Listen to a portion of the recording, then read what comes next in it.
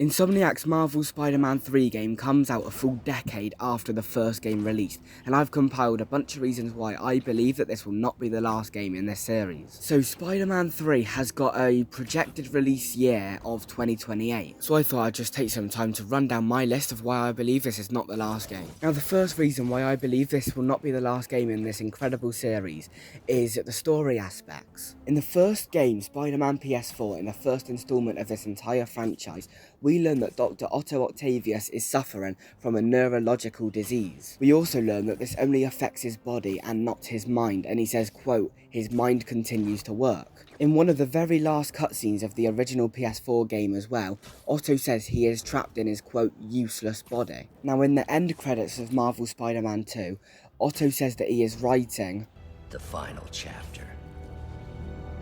Now in the comic books, when Otto is suffering from the same neurological disease, he somehow switches bodies with Peter, so Peter's mind is now trapped in Otto's body, and then Otto's mind is then trapped in Peter's body. And then the Superior Spider-Man is born. And since we already have the Superior Spider-Man suit in Marvel Spider-Man 2 that we can swing around with, many people believe that we will see Symbiote Spider-Man in Spider-Man 3, where Otto is in Peter's body, and Peter's trapped in Otto's body, and then Peter as Otto has got to go and find Miles and try and convince Miles that he is Peter Parker to then get Peter's body back into Peter's mind. Now I get that this is all confusing, but just stick with me here. We will then see that Otto in Peter's body will then try and convince Miles that Otto is the real Spider-Man in Peter's body, and then they will both try and fight Otto, who is actually Peter Parker. Then this will put Miles in a really sticky situation where he either believes Otto, who is trapped in his best friend's Peter Parker's body, so he can visibly see that his mentor is stood in front of him even though it's actually Otto, or he can choose to believe Peter, who actually looks like one of his friend's greatest villains. So then Miles would have to choose who to believe, and then the story would have to develop from there. Although I think that the Superior Spider-Man plot would be an incredible way to go, I do not think they would do it in Spider-Man 3.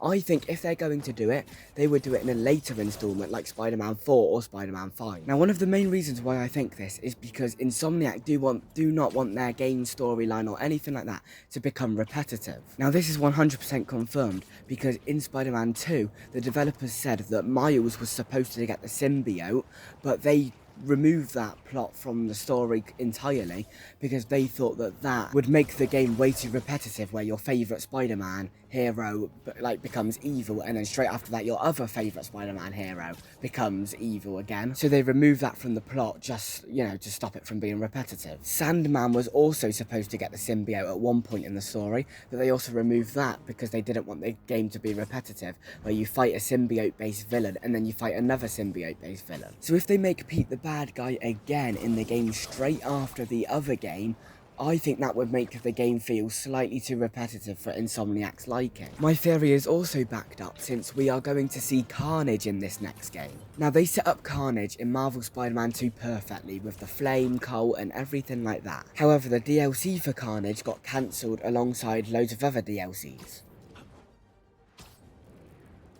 Unless if they somehow cook up a DLC in between the two timelines of these games. So then us fighting another symbiote-based villain would still, make the game feel a little bit repetitive. Now let's look at actually, Peter Parker himself. So very obviously we know that Peter now has the anti-venom suit at the end of Spider-Man 2 going into Marvel Spider-Man 3. We also know that the anti-venom suit is the exact same thing as the symbiote so they suit, will not just set up without a villain the and never evilness use and it. without So we the will voices see in Carnage the host's in either Marvel mind. Spider-Man So pretty 3 much or what we Marvel gather from Spider-Man this 4 is that the anti-venom suit can heal any disease just like the symbiote suit. As we also see, it gives enhanced strength, durability, and just enhances its host massively, like we see with Peter in his anti-venom abilities. Now in the comics and even in the games, this suit can eradicate any sort of trace or any disease in a person's body. Now we also see this in the actual game itself, where the symbiote suit actually heals Harry Osborn for a bit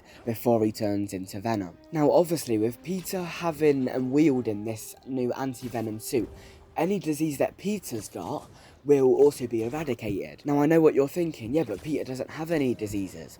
Think about his Spider-Man powers. Now, in this universe, we learn that Peter got his powers from a radioactive spider, meaning that all of Peter's powers actually stem from radioactive poisoning from a spider, meaning that his DNA that is mutated is also technically a disease. Now, I'm pretty sure that there's also a comic book where Peter loses all of his powers from the anti-venom suit, since it completely eradicates any trace of the spider's mutated DNA in his DNA, and it completely removes any sort of radiation poisoning that Peter has, which also removes his powers as Spider-Man. Now, we also see that Miles gets the main mantle as the main Spider-Man at the end of Spider-Man 2, so Peter can go off and do Peter Parker stuff for a while. Now, because we will get Miles as the main Spider-Man to play as, I still don't think it would make sense to do the Superior Spider-Man storyline, because if they want to, you know, give Peter a bit of rest, because my man's been through hell, so if they want to give my man Peter a little bit of a rest while Miles swings around and takes off the main mantle, it would not make sense for Peter to then be running around with Miles at the same time, even though it's technically Otto in his body, and then Peter's running around in Otto's body, trying to switch back bodies, if that makes sense. I don't think that would make sense as a storyline if they want Peter to have a bit of rest because he's getting older. I also feel like it would be a little bit too obvious for Miles if Peter says, oh yeah, you know, you be the main Spider-Man for a while I do Peter Parker stuff, and then in the next game, Otto's stolen Peter's body, and then it looks like to Miles that Peter isn't being Peter Parker anymore and he's just being full force on Spider-Man again. That would then be too obvious to Miles that it isn't actually truly Peter, if that makes sense, meaning that the whole Superior Spider-Man storyline would make sense but would be a little bit sort of hit and miss. So Insomniac, I'm pretty sure, have announced that we will get to play as Peter Parker's Spider-Man in the story somewhat. So I know that Peter's not getting, you know, a full game of rest like he did in the Miles Morales game that we saw a few years back.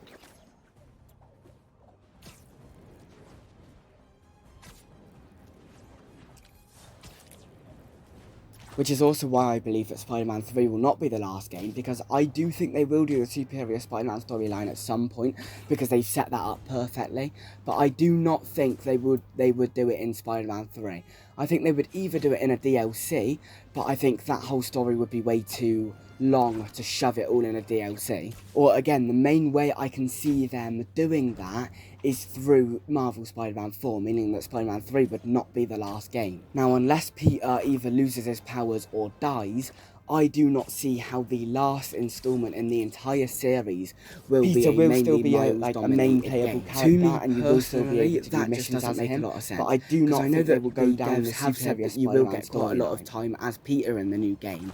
I do not, you know, the game will still be mainly Miles dominated, which I do not think is a great way to conclude the entire series. Now, I've got nothing against Miles Morales, nothing at all, but I just do not think that the main sort of storyline following Peter throughout the whole games, I do not think that that would be a good way to end it with a solely Miles game. Now, the one other reason why I think Spider-Man 3 will not be the last game in the franchise is down to abilities. So, obviously, Peter Parker still has the anti-venom suit, which is pretty much the exact same thing as the symbiote suit that we had for the majority of Marvel Spider-Man 2. And as we have now established, Insomniac are not a fan of their games becoming repetitive, meaning that for one of the last games, Peter's gonna need to lose the anti-venom suit at some point. So personally, I think that he's gonna lose the anti-venom suit in either Spider-Man 3 or leading into Spider-Man 4,